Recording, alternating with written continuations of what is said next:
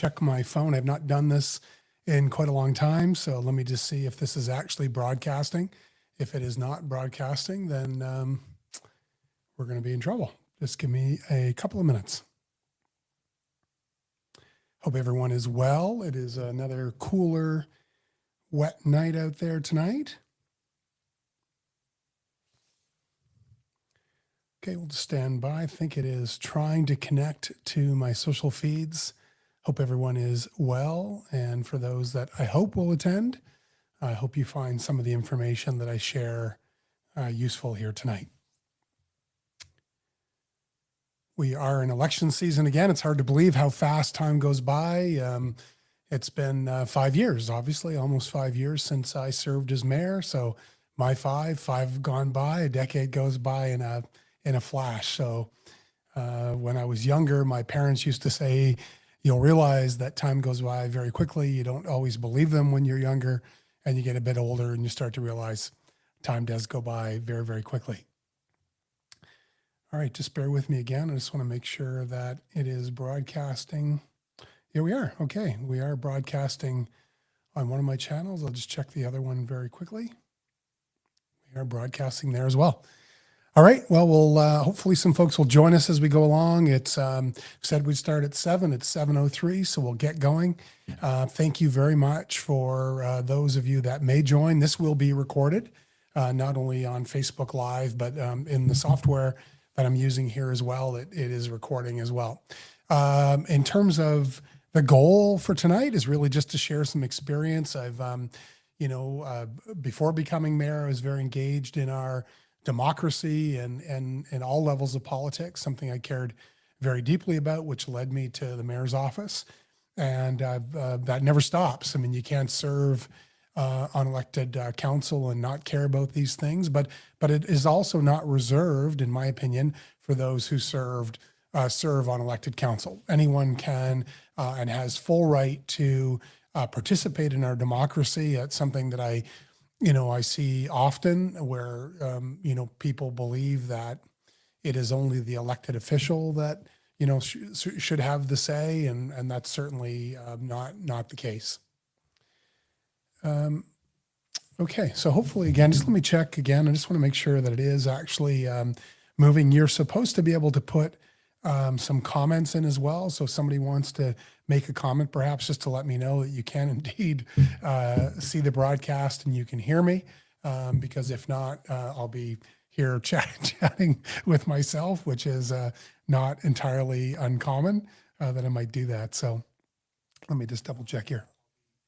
Okay, no, I can hear it. So I will keep going with the assumption that people can actually hear me. So again, the goal tonight is to share some experience. I was invited by Civic Tech. I want to shout out to that group with Human Development Council in Prude. I think it was last week and maybe a week ago yesterday to do this same chat. So I thought, hey, why not share it out on social feeds as well to give folks an opportunity to see some of the information. So again, the goal is simply to share experience.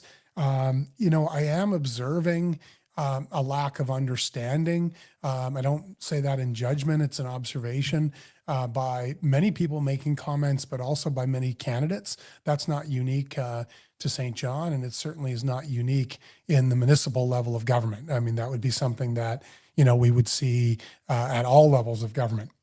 So again, I'm a big believer in educating and encouraging people to engage and participate in our democracy. I think that's critically important. In fact, I'd say, Election New Brunswick and municipalities, I am seeing a number of municipalities that have hosted information sessions for prospective candidates. So congratulations. I think in our region, certainly Quispam, Rossay, St. John, maybe Grand Bay is doing that as well, Fredericton, Moncton.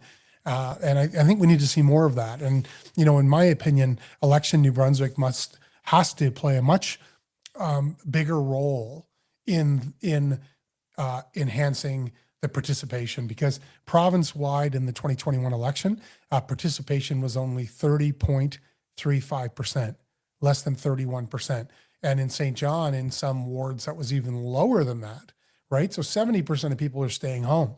They're not even participating in our municipal elections when, I would argue that municipal elections are closest to the people, right? So it is really critically important that we work on collectively. Elections New Brunswick really should take the lead, but folks like myself and anyone else has the right to participate, which is what I'm trying to do here tonight.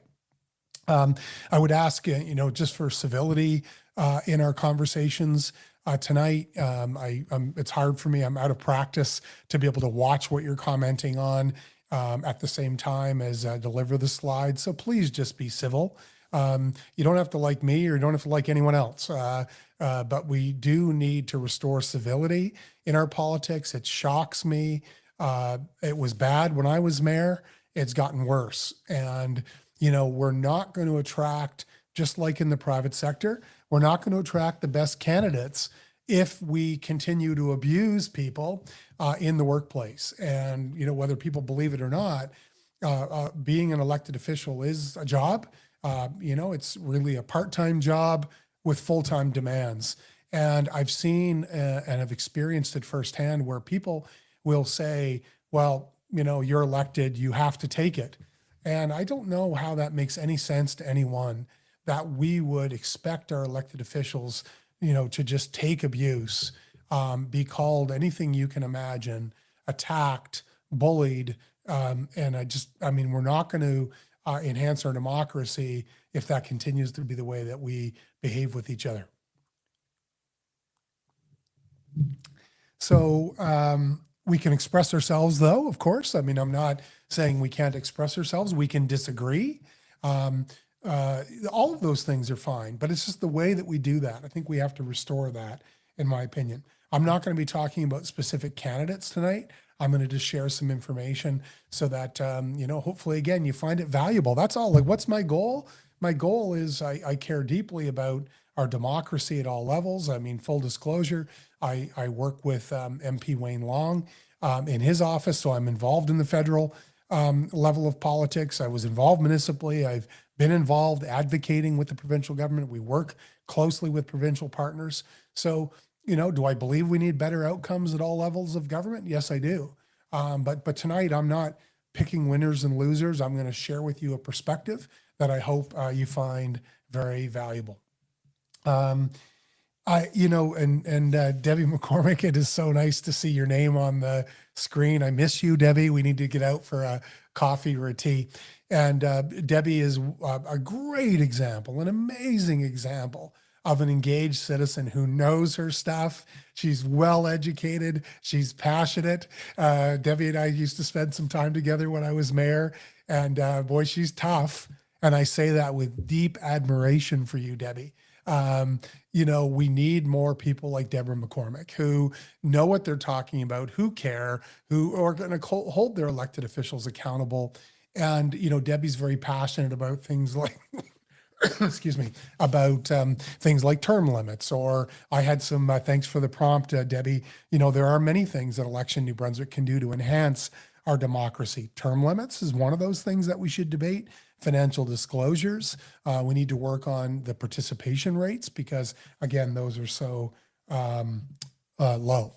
So I'm going to share my screen. I put these slides together, honestly, last week. I did them very quickly.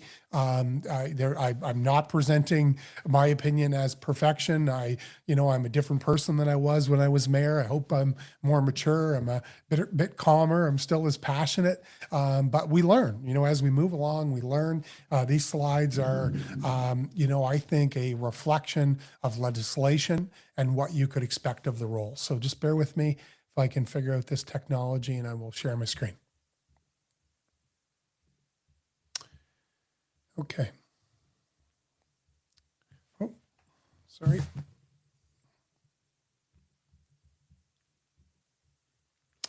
Okay, great. So I'm assuming you can still see me and you can see the slides. So again, education, engagement, participation, that was the goal of the session last week. And, this is something I asked, and I asked people to raise their hands actually when, I did the presentation, and that was, most people misunderstand. Would you agree that most people misunderstand how City Hall actually works and which level of government is responsible for the support and services we receive? So you can throw a comment in the comment box, so you can raise your virtual hand up. I think that is the case. Most people would agree with that. Over the last, month or so, I've been, playing around. Oh, the other point I want to make is this slide was generated with AI. I use AI all the time. I think AI is an incredibly powerful tool. The word balance is incredibly important in anything that we debate or we discuss, in my opinion, and including AI. I don't think we yet know. I'm certainly supportive of all levels of government putting balanced legislation in place to try to balance the power of AI and some of the risks that are there with AI. I'm not an expert, but for disclosure, I use AI all the time, and I use it, and I to the best of my knowledge is not the right word, but from a perspective of authentically communicating, I hone that message so it reflects, in my opinion, who I am as an individual. So AI in itself isn't the problem, but we're seeing AI play out in this election, and we'll see it continue to play out in elections. I think I'm just raising a flag for you to think about is when AI doesn't reflect authentically the individual. That's what scares me, because when you're voting, you should know it's a job interview for a $205 million corporation in the case of the city of St. John. And you should know who you're voting for. Is that the individual's intellect, or is it a tool that they're using? And again, I'm not saying don't use tools. I just want you to understand, authentically the individual. So I started to think about, this is not new. While I was mayor, we see it on an ongoing basis. People really struggle to understand which level of government is responsible for what. So in this first slide, and this is not meant to be comprehensive, it was meant to encourage conversation. So, and my perspective is as well that center piece, shared responsibility for the well-being of people, things like safe housing, healthcare, basic supports. Yes, there are specific levels of government. So federally handles matters of national concern and powers. So things like national defense and security, criminal law, citizenship and immigration, money and banking, international trade and foreign affairs, transportation, international transportation, things like air travel, interprovincial pipelines and shipping, taxation, social safety nets, fisheries and oceans, and there's more there. Provincially, they have the authority over matters within New Brunswick, including health, education, justice, and municipalities. So really, municipalities are, I don't mean, how do I say, they're the children of the province is the parent, sets the rules. That's not the greatest analogy. I'll try to think of a better one. So they have authority over healthcare delivery, hospitals, Medicare, public health, education, universities, colleges, K-12 schools, transportation provincially, highways, labor laws, natural resources, and there's some crossover there as well. Justice in terms of provincial courts, municipal affairs, driver's license, housing, homelessness, income assistance, mental health, addictions. So those are things we hear about every day, and we'll probably debate here tonight a little bit when we get into the Q&A section. So then municipally, the closest level of government to the ground, if you will, closest to the people, fire protection, police protection, land use, recreation, road maintenance, waste management, water and sewer, public transit, animal control, that's done through the SPCA. So roads, garbage, recreation, police, fire, those services closest to us. And then each of those other levels of government are responsible for the other elements. So, why this matters is that the decisions that are made impact things like housing, taxes, infrastructure, safety. It's all interwoven. And I don't expect folks to be necessarily experts, but when someone says, I'm going to vote out this council because they haven't solved homelessness. Now, I believe there is a responsibility for all three levels of government to coordinate, to work together, to have plans, to have strategies. But I mean, that is technically a core responsibility of the province. So misunderstanding roles leads to frustration and misinformation, and we see that spilling out on a daily basis. And informed citizens make much better decisions at the ballot box, or anywhere else. If we're informed and we're knowledgeable about what it is that we're discussing, we're going to make much better decisions for ourselves. So how council actually works, council is the decision-making body, not an individual. And I see so many promises being made, and I'm going to just assume folks don't know better at this stage, but no single councillor, and I speak about this in a few minutes, can make any decisions on their own. At best, all they can do is bring a motion. So council is the decision-making body. The mayor leads, but does not act alone. In the case of St. John, they actually only vote in the case of a tie. The administration, the CAO, the Chief Administrative Officer, and staff actually run all the operations, and the authority rests with council collectively. There's an old adage. So again, if you think about the city of St. John and its $205 million budget, or the corporation of the city of St. John, you're making a selection of 10 councillors and a mayor to serve on the board of directors or the corporation called Council of the City of St. John. Okay, so the scale of this is actually very, very big. So from a governance perspective, and I know my friend Debbie is a governance guru, and she's so passionate about governance. There's an old saying, you can put your eyes on it, but you got to keep your hands off it, right? Eyes on, hands off. And I think that's important for folks to understand. So municipal government is governance, it's not operation. So then when you look at another one of the slides and I know this is a bit small, I will post these back up again in the comments after our session here tonight. When you think about what is it like for someone to serve on council, I mean, the goal is to govern for the entire community. You represent the ward, but you make decisions in the best interest of the entire community. So the roles and responsibilities, so you represent the entire municipality.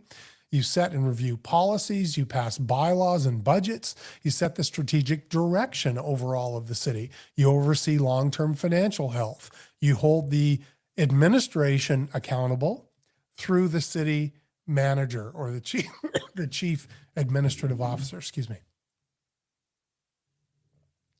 So technically the city council only has one employee, that's the chief administrative officer. And the chief administrative officer looks after all of the other employees in the organization. So bottom line, council governs, it does not operate. So, I mean, I get the sense from some of the candidates that they think they're going to drive around in plow trucks themselves. And I can assure you that is not the case. So the model is that council executes the work, policy priorities, and budget, not manage staff, and it doesn't deliver the services directly. Meetings, so regular council meetings, committee meetings, reading hundreds and hundreds. Probably one of the biggest packages I ever had was about 800 or 900 pages. Now, there's an executive summary at the beginning of each of those issues, but it's comprehensive. And I would spend as mayor, because I wanted to make sure I understood every single issue and line. I would read every line. So, I would spend on very, very long prep days. I could spend 6 or 7 hours on a Sunday afternoon, which is when I did my prep. But I mean, you can do it. You get your kit. You can do your kit anytime up to leading up to Mondays. And you can tell when folks have not read their kit, because typically they're asking questions that are already answered in that kit. So, reading those reports, being ready for council, community engagement, public events, and discussion. So the reality is it's a pretty serious time commitment. And I said earlier in my preamble that, today I find that folks are, I'm going to try to speed up a bit because I don't want to run out of time here. I've got as much time as you have, but I'll get through these slides and then we'll get to the Q&A. So, just in terms of that expectation, again, I mean, it really is, it's a part-time role that has, I think, again, full-time expectation. So what to expect, I speak about this a bit later, so I'm not going to go through, each of those other lines, but I will share this document for you. So the mayor leads, facilitates, and represents. That is in the legislation. That's the role of the mayor. They preside over the council meetings. They provide leadership to council. They recommend actions to improve governance and finances, and they speak on behalf of council. So council makes a decision. That is what the mayor speaks to. Okay. So if we use some real-time examples here, leading discussions on housing and homelessness, those are incredibly important issues for the community, advocating for federal, provincial funding, working with Port St. John and other economic partners as well, and representing St. John across Canada.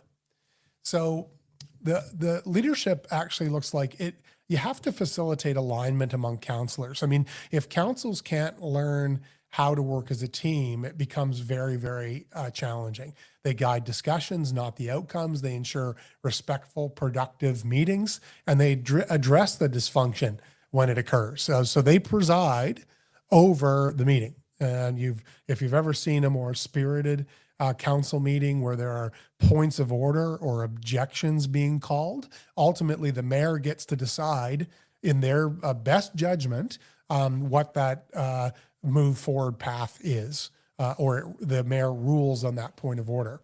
No unilateral decision-making authority, cannot direct staff independently, must operate through council's decisions and votes only in the case of a tie. That's in St. John. I don't know about, honestly, I don't know Fredericton, Moncton, Granby, Quispan, Rosse.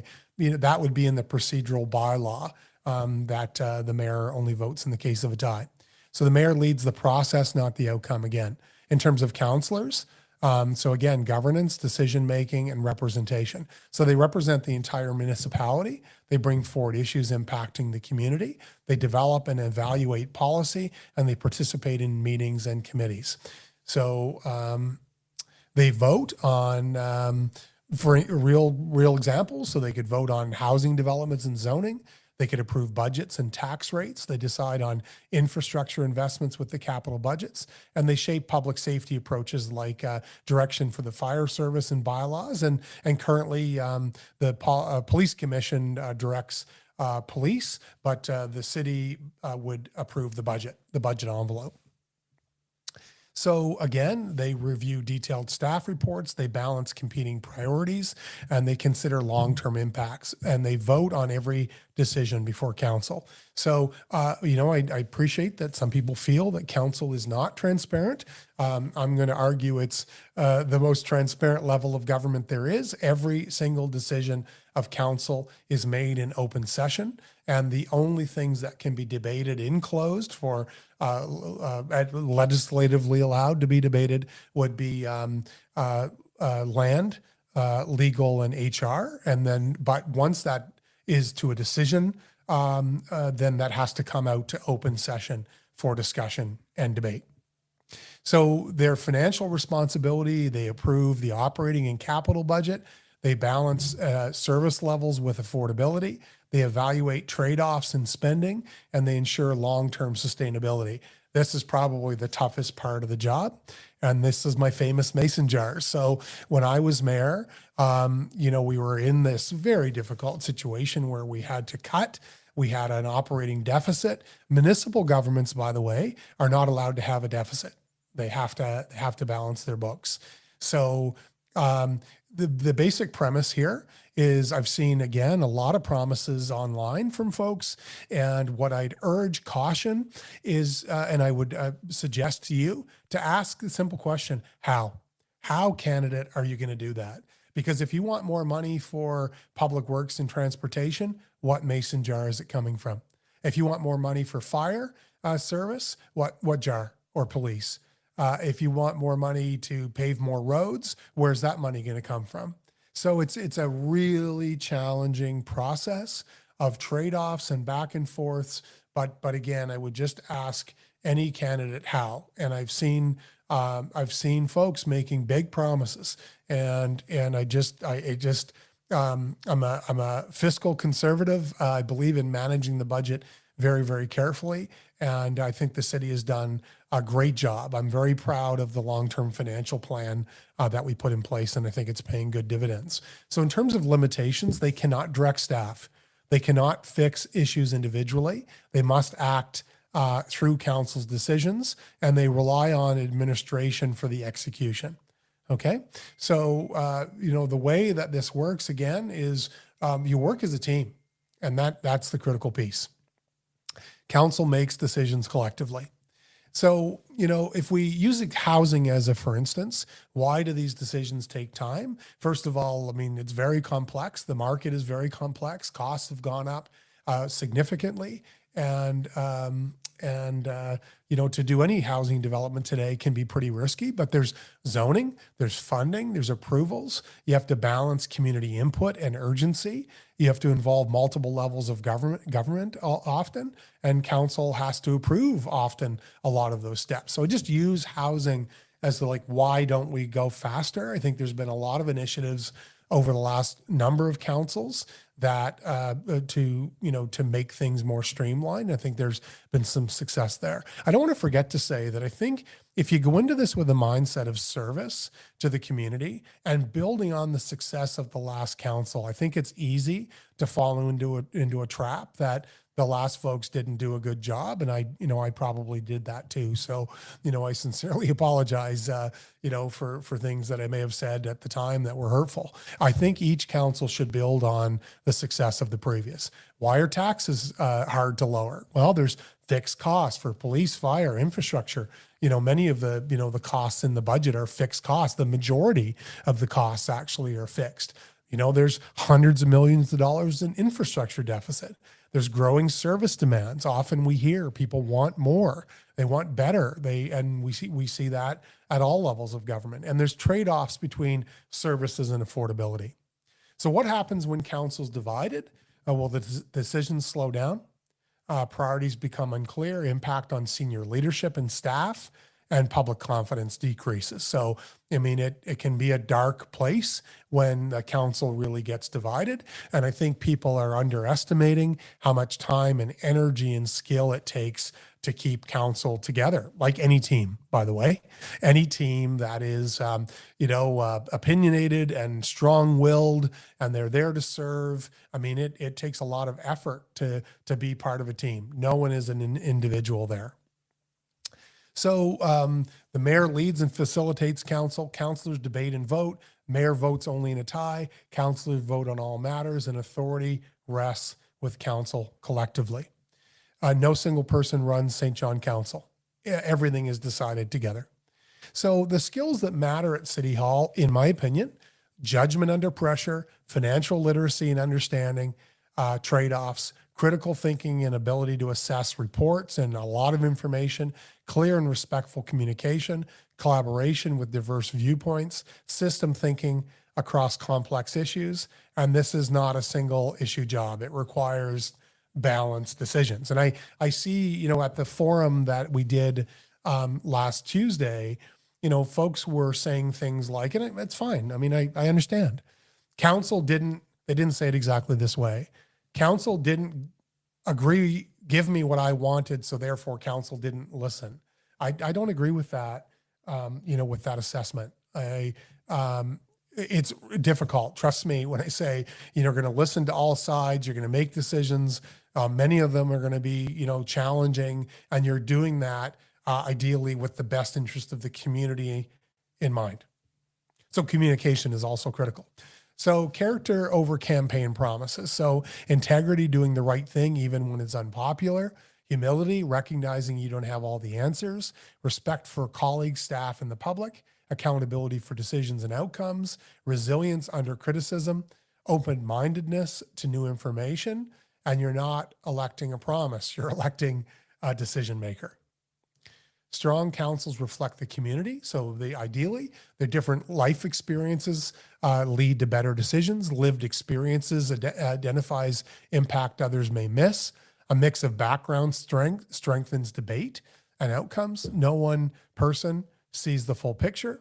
Representation across age, profession, and lived experience. And better decisions happen when more perspectives are at the table. So that's an ideal scenario. So there's no perfect candidate. I'm almost done here.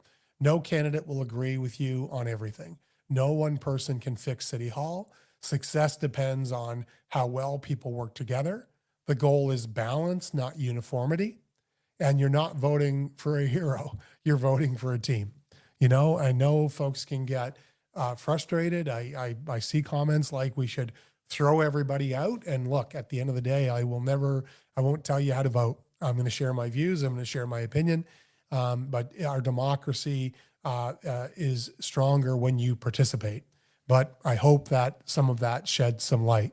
So, good governance requires clarity of the role. Strong councils require collaboration. Informed citizens strengthen democracy. So, the education piece is so critical. I mean, it's not going to be a single session or a single event. It's going to be a whole series of purposeful, tactical initiatives to strengthen our democracy and our participation.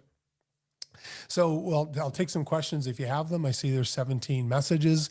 Remember to vote. Advanced polls are May 2nd and May 4th. You can find where you vote on the Election NB website. I think it actually is a where to vote, and you put in your address and it'll tell you where your polling station is, so you can find out more at the Elections New Brunswick site. I did throw out some questions. I'll actually post this PowerPoint because I want to get to some of your questions, but I did throw together a few questions that you might want to ask the candidates, and I will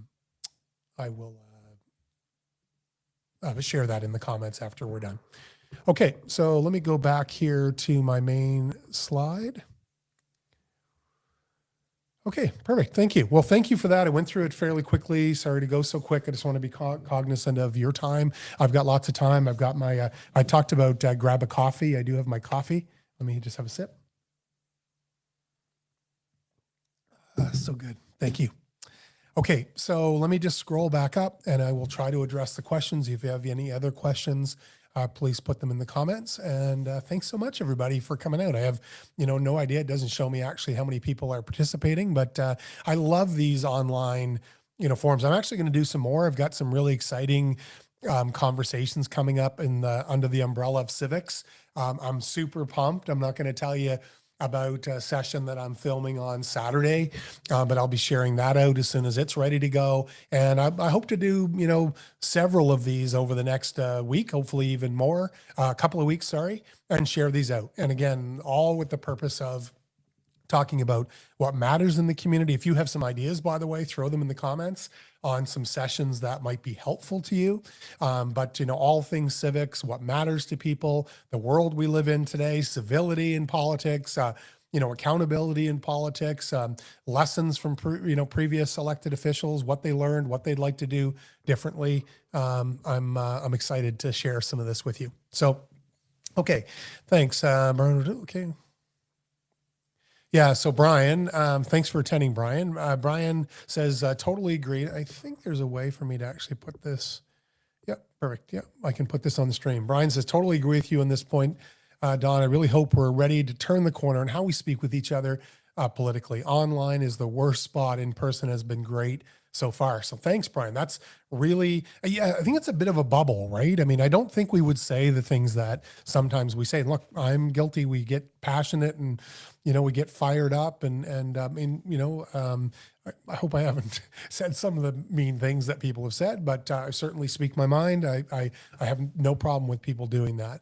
But it's interesting, Brian, that you share that your experience going door to door is quite different than your experience, online. And I think that's quite common, actually, right? We hear a lot about that.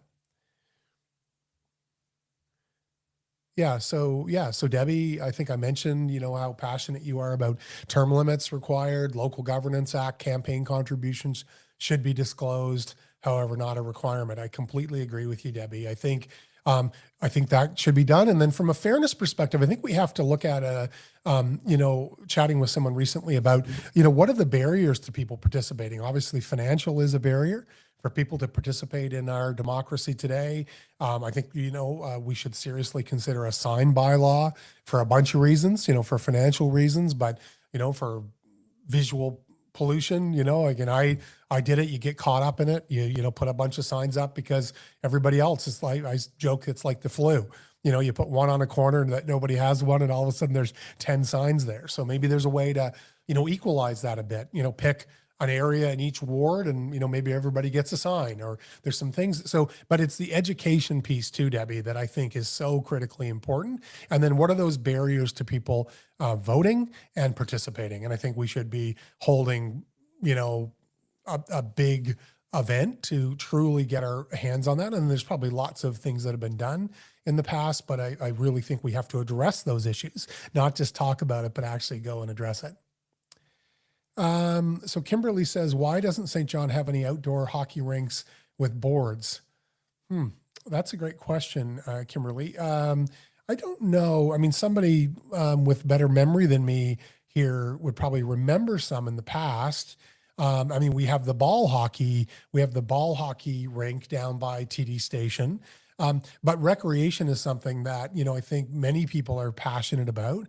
We worked on it in my time. Obviously, we excuse me, we had a number of financial constraints, but when you think about livability of a community, Kimberly, you live and you work and you play in a community. That's why this, concept of well-being and people's ability to to do those things in a community, including recreation, is so critically important. So I know the city is trying to catch up. It's interesting. I don't know the answer. The cost benefit of like an outdoor rink. I know I built one once in my backyard. Oh my gosh, I spent more time trying to keep the ice frozen because things, the temperatures fluctuate up and down.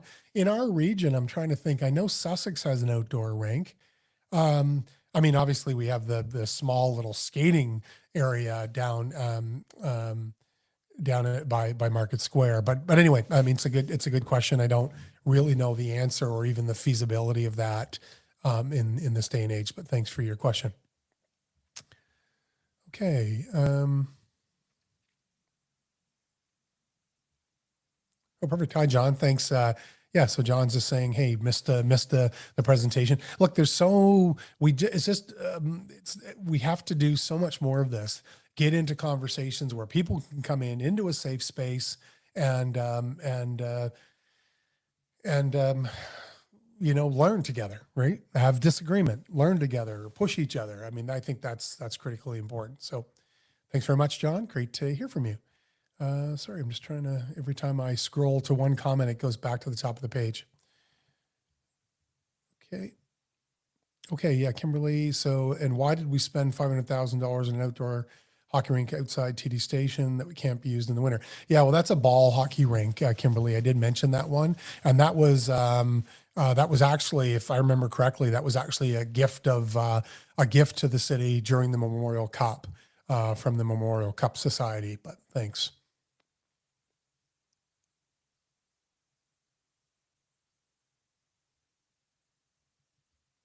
Yeah. So yeah, thanks, Debbie. I mean, there's a couple things that you said, two things here, Debbie.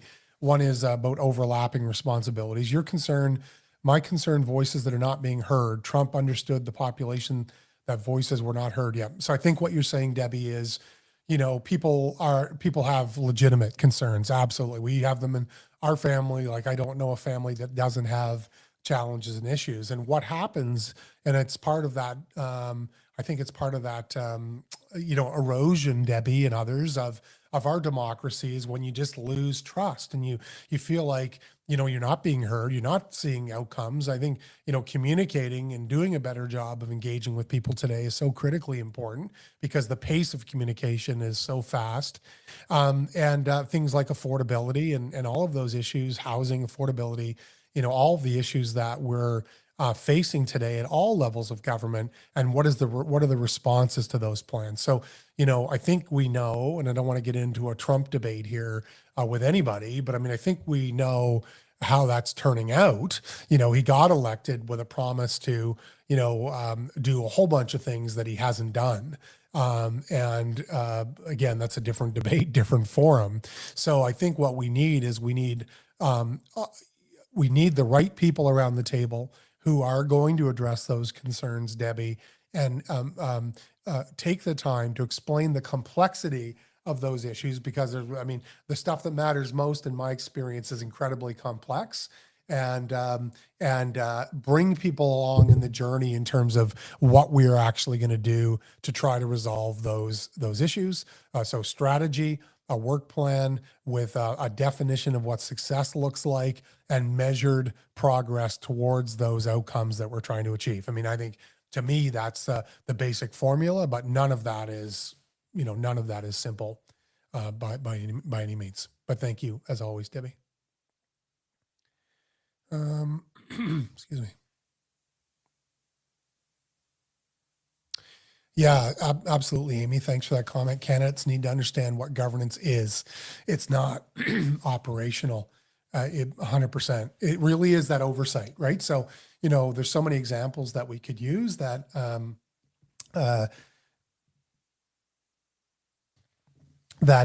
if you want better snow plowing, you've got to go to the snow plowing winter management plan. If you want more recreation, you have to look at recreation against the recreation plans. If you want to have more housing in certain areas, well, you either go to the zoning plans or you make a change to the particular zoning plan. So I mean, you've nailed it, Amy, in terms of your understanding. And I hope that some folks will watch this tonight and have a little bit better understanding of that. Okay, sorry, I'm just trying to catch up in some of the.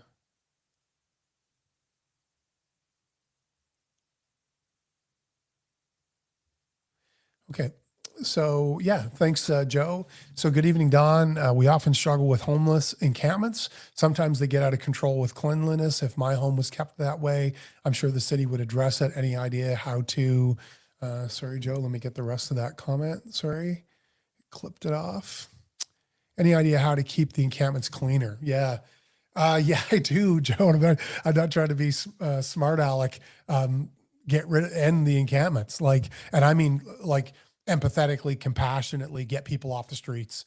There has been so much money invested. All levels of government are working together. I mean, I know, and again, I'm not here representing, Wayne tonight or whatever, but, each level of government has a responsibility.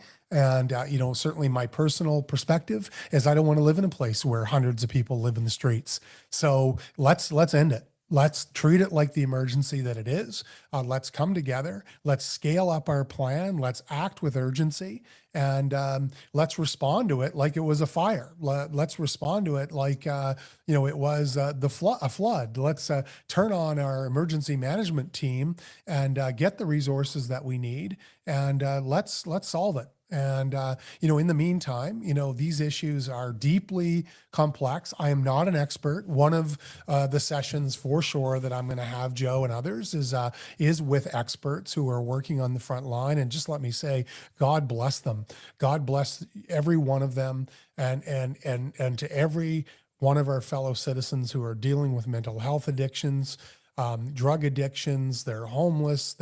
My heart bleeds for the challenges that we face. They're deeply complex. I've spent time with frontline workers, social workers, to try to better understand. And I think we just need to do better. And I didn't take that as judgment in any way. I think your question was an excellent one, Joe.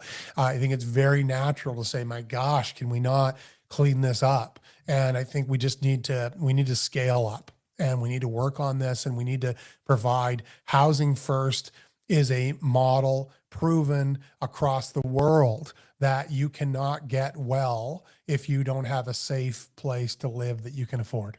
So we have to start there, and there's progress being made. There's a new a tiny home community with about 80 units being under construction now on Westmoreland Road. So I mean, there is progress, but I think we just need to scale it up a little bit faster here. Okay, perfect. Thank you for that comment.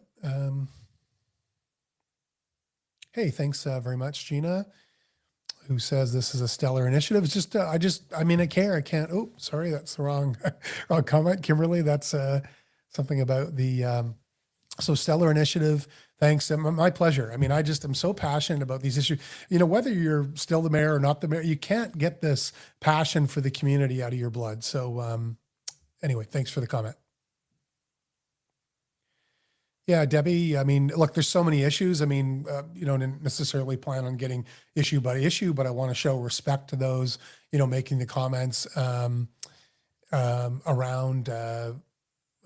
these issues. So I mean, there are so many challenges around, in your example here, Debbie, around advocating for low income seniors. I mean, it is so challenging, and it can get, it just gets difficult, right? And you know, the city's budget is still dominated by, you know, wages. Honestly, dominates a big portion of the budget, and you know, there's been a lot of inflationary pressure, and so I think, let me just rephrase. I think it's always critically important, Debbie, to think about through the lens of low income individuals, low income seniors, and you know, we are plagued with generational, intergenerational poverty, child poverty, people living in low income, seniors living in low income.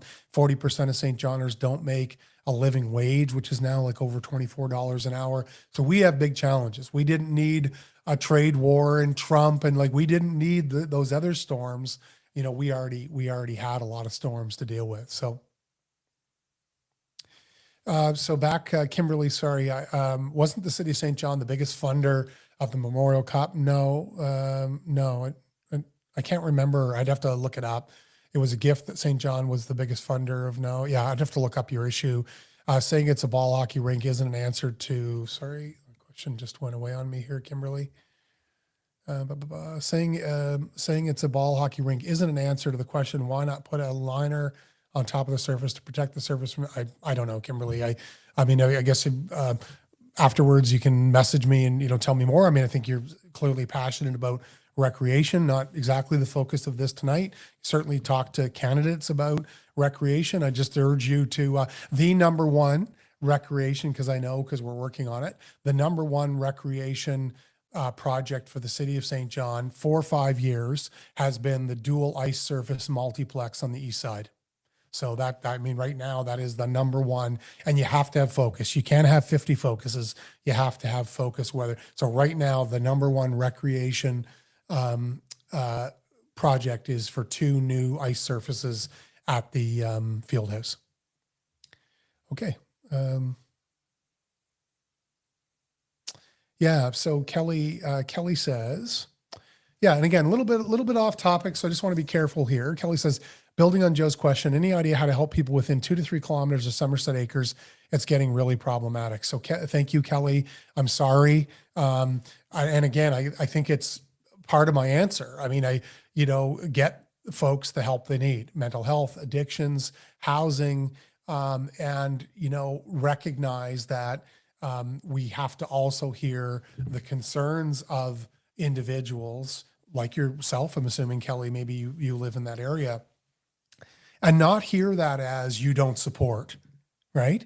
And because that's not how I'm taking anyone's question here today. I mean, sometimes it gets pretty mean online, with really vulgar language and stereotype and all that kind of stuff. But I mean, I think the council, all levels of government, their job is to listen and to try to find solutions. And when a solution can't be found, say it. I mean, that would be my advice. If a candidate asks me for advice, say what you can do, say what you can't do, and don't make promises you can't keep. And on issues, though, this isn't like a rink, or this isn't another a pothole or asphalt. It's people, it's fellow citizens living and dying on the street. 39 people died last year in St. John, and we've got to scale up. And again, I know there's a lot of critics that say, we haven't done anything. That's not true, but we have to scale up. But I think one of the things that I learned, while I was mayor, for sure, and I observe on a daily basis today, is that, we have to have these conversations about trade-offs, and they're really difficult conversations to have, because nobody wants to give anything up. I don't want to give anything. I want to lose weight and eat chocolate cake every night. But it doesn't work that way, right? So, I think we have to have these really difficult conversations about trade-offs on, on these issues that we face, because we can't be everything to everybody. It is absolutely impossible. And that takes a collaboration, and it takes focus. It takes the right people at the table, and it takes people courageous. It takes a lot of courage to, to speak up about these issues and to take a position and say out loud the things that other people necessarily haven't wanted to say. And to have it not be turned into, well, you're being disrespectful, or you hate us, or you don't support us. I support, but we can't spend the same dollar 5 times, right? So thanks, Kelly. And I'm not. I mean, they're difficult. I think we've got to get the right small group of people in a room to develop a plan with a mindset of, we are going to solve this, and we're going to do it with urgency. That's my view.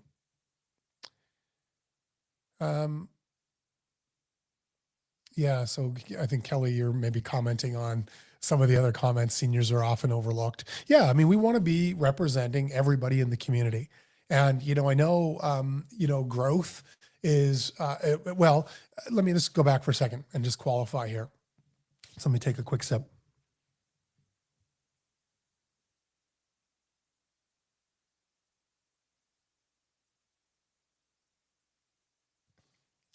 So in terms of budget, those mason jars that I showed you a while back, there's only a couple of ways. I mean, the majority, about 80% from memory, of the city's budget comes from property tax. Okay. There's a small amount of revenue, maybe $20 million out of 205 million, but the majority of it comes from property tax. Well, how do you get property tax money? You get it either by building stuff, or by tax assessment growth. Okay. Now, obviously, we've seen a lot. My council was plagued with very low assessment growth. And then, COVID happened, and so many people moved to the province, and assessments went up significantly. This council dropped the tax rate by about 26 cents, appreciating that it still put a lot of pressure on people from an affordability perspective. But the only way you grow your revenue largely is by building more stuff, or by the tax assessment going up. Okay. So I need you to keep that in mind as we have these debates on all of these issues, because I mean, we need growth to deal with inflationary pressure. Now, you're always working on making the organization better, all levels of government should be doing that. But we need growth to keep up with inflation, and to keep up with service demands, and to build new recreation, and to keep up with capital demands, because some of the capital now comes from the operating budget. When I first became mayor, there was no reserves. Now there are reserves, right? So I just want to make that connection to growth. And that means that we get caught all the time in these debates, right? About, like, we need more affordability, we need more affordable units, more affordable housing. Part of the solution for that, now, the most deeply affordable units today require subsidization, but market housing also helps, because if there's more supply than demand, then the prices will soften a little bit, right? So anyway, excuse my growth tangent, but I just wanted to speak about that. It's critically important. Okay.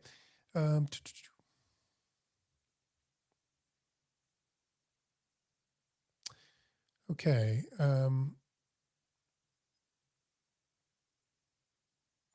Yeah. So, yeah, we're we're getting a bit off topic in terms of what I intended tonight, but anyway, I just want to do my best to try to answer some of the questions. So, any reason you didn't support Councillor Strobrid's motion to study regional amalgamation in Greater St. John? If it was up to you, would you support amalgamation? Yeah, I'm not going to get into the amalgamation debate. At the time, I think, Kimberly, look, at the time, I'm trying to remember, I think we were working through the 3-part plan with the then Higgs government, and I think, regional cooperation, which, there is regional cooperation today. I don't think there's much appetite for amalgamation. So, however, do I believe that in a province of 800,000 people, we need to be looking at, and there were a number of amalgamations, right, over the last number of years. There were a number of municipalities, that were amalgamated together. And but we need to build on regional cooperation, I guess, is what I would urge. Okay.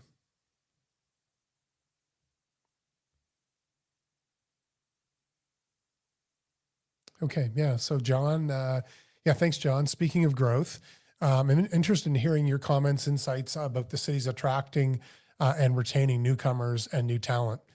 Well, it's vital. I mean, it is so important. And, we are in a time of polarization, right? We're really polarized politically. I blame Trump for some of that, and that spills over our borders. People are anxious. Social media algorithms feed us, more and more of biased information, which I also fall victim to. And sorry for the preamble, John, to your question, but I just want to provide some context. We didn't grow for decades in St. John. We didn't grow really very much in New Brunswick for decades. And then we grew, and we grew fast. A lot of that was interprovincial. Some of that was international immigration. If we don't grow, we're in real trouble. And experts like Don Mills and David Campbell and others are speaking about that issue, that if we're not growing in the St. John region by 2 to 3% per year, we're going to fall. Victim to a receding or a shrinking economy. But we've got to deal with also the challenges related to the weaponization of immigration, blaming immigrants for everything. And it's wrong. We shouldn't be doing it. It makes newcomers less safe. I'm an immigrant. Raise your hand if you're an immigrant. Most people are immigrants, right? Yes, we have to get it right. Yes, we have to be strategic. Yes, we have to have a proper plan, a balanced plan, which I think, government is trying to work on, but we have to get that formula right. So, John, it's critical that we attract, that we retain, that we work on the gaps. And we have to understand how come so many young people are underemployed. We have to understand where the skills gaps are. We have to understand how many people are going to retire by skill sets or by trades over the next number of years. And we have to work really, really hard on these issues. And we have to be smart and strategic, because we either have the people we need to keep our economy growing, or we don't, and we shrink. And I don't, if we shrink, all the other stuff we're talking about in terms of our agenda and growth and so on, we're going to be in trouble, right? Okay, I think I got through all the questions. Thank you very much for attending. So it's 7:59. I feel like we got a lot packed in for 57 or 58 minutes. I want to thank you. If you have any questions, this will go up onto my feed. Just put your questions there and I'll do my best to answer those, and watch those over the next day or two. And stay tuned. I'm going to do more of these. You see up in the corner, I'm a big fan of long form conversation, and I've really missed spending time chatting about really important issues that I care about. That's going to be people and social equity and politics and civics, but it's also going to be other topics. And so I'm going to see if I can, with my ADHD brain, I'm going to see if I can get rolling here a bit. And a bit of a theme of curiosity and context, because I'm a curious person, and I think context is critical. Often we're seeing, we're debating with each other, and we're fighting with each other, and there's so much spin, and I find it so hard now. I'm sitting back and saying, is that true? And then, 2 hours later, I'm down the rabbit hole trying to figure out, if the issue that I've looked at is actually true or not. And I find it very difficult. So I can't imagine how most people probably feel the same. So, the theme of curiosity and context, I'm not ready to quite call it a podcast yet. The next 3 or 4 weeks is going to focus on civics and politics and governance, and who knows what comes after that. But I want to thank you. Thanks very much for being here with me tonight. I wish you a blessed night, and let's be kind to one another. Let's be civil, and let's speak up for the things that matter, because it does matter. And we all have a voice. We can use it, and we can use it for positive change in our community, in our province, and in our nation. And having been an elected official, I want to say thank you to all those that have served. Some are not reoffering, all those that have put their names up, and all those that have found the courage to, for the first time, put their names up, because it is a tough gig. And I thank you for doing that. It takes courage, and I wish you all the best in this election. So that's episode 1 for tonight. Take care, folks.